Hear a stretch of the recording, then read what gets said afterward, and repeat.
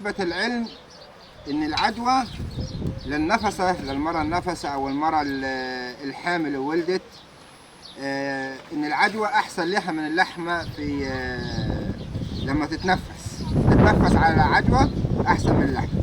وهبدأ اقطع مع حضراتكم كده العدوى وهكمل مع حضراتكم. طبعا زي ما انتم شايفين بسم الله ما شاء الله العدوى الحياني ما عليهاش اي مواد حافظة. طبعا احنا البلح الحياني اهو خلاص على الابواب، وما زال بفضل الله سبحانه وتعالى العدوى الحياني محافظة على الجودة بتاعتها، يعني زي كده بسم الله ما شاء الله تمام، نفس الجودة تمام زي كده. بسم الله ما شاء الله، اللهم صل على سيدنا محمد صلى الله عليه وسلم.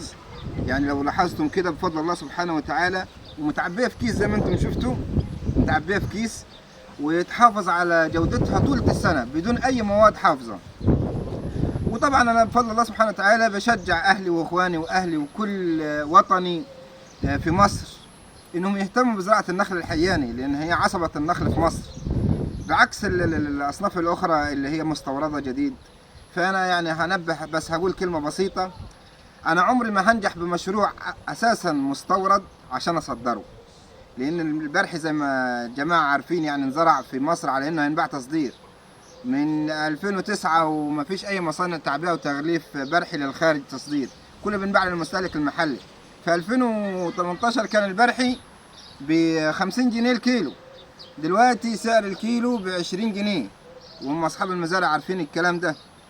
فطبعا أنا بحب بس أنبه، يعني بسبب الأحوال وبسبب تغيير المناخ بحب يعني أنبه بس أهلي ووطني وكل الناس المقبلين على الزراعة واصحاب المشاريع الحقيقية مش الوهمية، انهم يكتروا من زراعة النخل الحياني، لانها يعني في الازمات الغذائية اللي ربنا يحفظ البلاد والعباد هيبقى العدوى الحياني دي اهم مصدر غذائي في العالم كله تمام. بسبب الاحوال وبسبب تغيير المناخ هتبقى العدوى الحياني دي اهم مصدر غذاء، وهو بفضل الله سبحانه وتعالى طبعا معروف عن العدوى الحياني مكمل غذائي من الدرجة الأولى.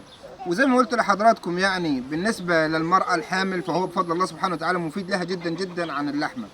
بالنسبة للأطفال اللي عندها الأنيميا فهو برضو بينعمل مربى، ومربى الحياني دي بتبقى برضو علاج لأنيميا الأطفال. بالنسبة للبنات اللي الضعاف وزي كده برضو بيديها سمن، وسبحان الله يعني بالكتة وزي كده زي ما انتم شايفين بنفطر عليه، بيتحمل درجة تخزين مثلا ممكن توصل ل 3-4 سنين وهو بنفس الشكل زي كده تمام.